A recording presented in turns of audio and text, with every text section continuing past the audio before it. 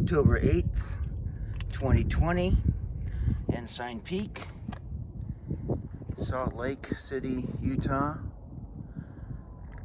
Brigham Young stood here, Wilford Woodruff, William Clayton, and now, I've been here once before, but yep,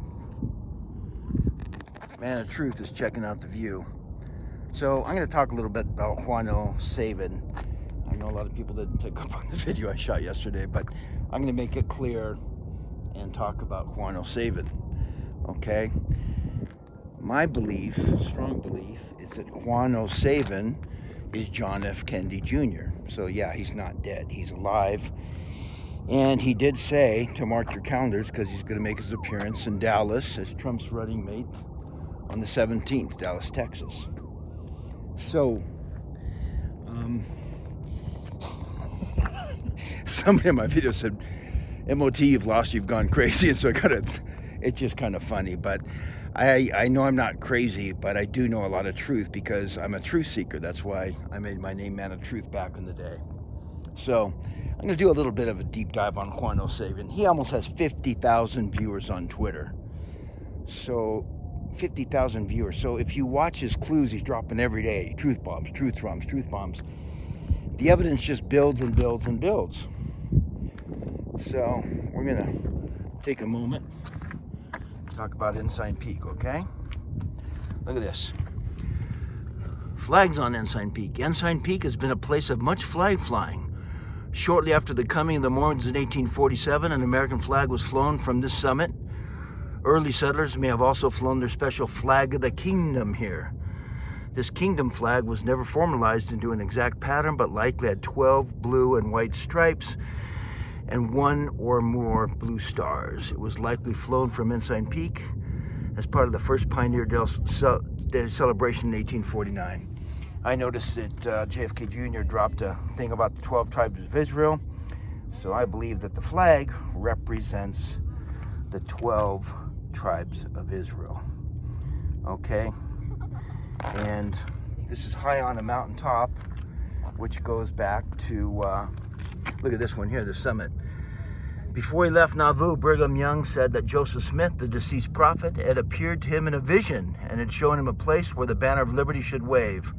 When he viewed this peak as he entered the Salt Lake Valley on July 24th, 1847, Brigham Young reportedly said, quote, "This is the place," and I wanted to go there. 2 days later, still weak from mountain fever, he insisted on climbing to the summit.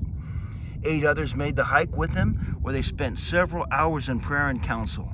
They gazed over the valley and made plans for the new city. They wanted their own home to become, quote, "the ensign for the nations," of which Isaiah had prophesied in the Bible, hence the name Ensign Peak. No ensign or flag was flown on that occasion, but perhaps a yellow bandana tied to a cane was waved as a symbolic gesture. Within a few weeks, an American flag was hoisted on the summit. So, the reason that I don't know the right word to say about JFK Jr., but yeah, I found about him on YouTube probably 2.5 years ago, and I've listened to him for hours. And see, one of his code names was Juan Savin, okay?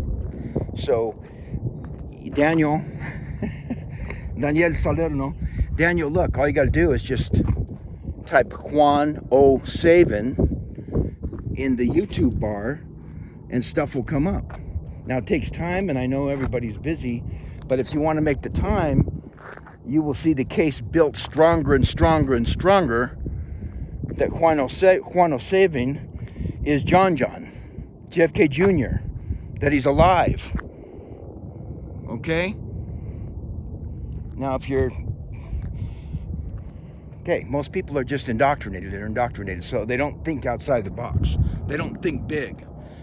That's why I'm glad I just thought about it. I thought, I'm just going to climb up to this peak. Yeah, I'm not in great shape, but I'm here. Brigham Young can do it with mountain fever. Brent J. Long, Manoftruth can do it, so I did it. Here I am. And I'm glad I'm here, because you can think big. This country is supposed to be about freedom, from sea to shining sea. But And this land belongs to God. It's for his chosen people. Jesus Christ is coming back. Juan Savin talks about that. And I'm going to just make a couple personal observations from what I've gleaned from the internet about Juan Savin, about JFK Jr., about John. I don't think I've ever heard a more intelligent person speak in my life. Seems like he completely understands the Garden of Eden. Seems like he completely understands Christmas and how it's a celebration that ended up, I mean, he told a story one time and I just was completely fascinated. That Christmas is not good, no bueno. Easter's not bueno. We have all these traditions foisted upon us when we should do what we want to do, okay? All right, a dog in the mountains. So, John F. Kennedy Jr. is about freedom. Field McConnell is about freedom. Cleon Skousen is about freedom. Manoftruth is about freedom. Donald J. Trump is about freedom. So this is the epic battle between freedom and tyranny. Between freedom and tyranny. Do we want to be free or not? Do I want to be free to worship a yellow dog in Missouri? Or do I want to be free to believe in the teachings of the Bible, or Joseph Smith, or of Isaiah? I would implore everybody, just like Jesus Christ did a couple thousand years ago, to read Isaiah. Great are the words of Isaiah. We're supposed to be an ensign to the nations. We're supposed to be good. We're supposed to follow Jesus Christ. We're supposed to be tried our best to keep the 10 Commandments. And if you really want to understand the enemy, then you should read the 10 planks. And wake up. Read the 10 planks. Wake up.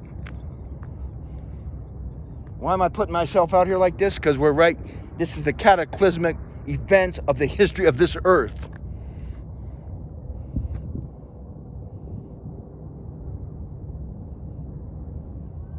Everybody will resurrect. Many are called, but few are chosen. Few will be exalted. And you have to be humble to be exalted. I think JFK Jr. is one of the most humble people I've ever heard, yet one of the most powerful and intelligent. God bless JFK Jr. God bless you, JFK Jr. Do your research. Type it in the bar.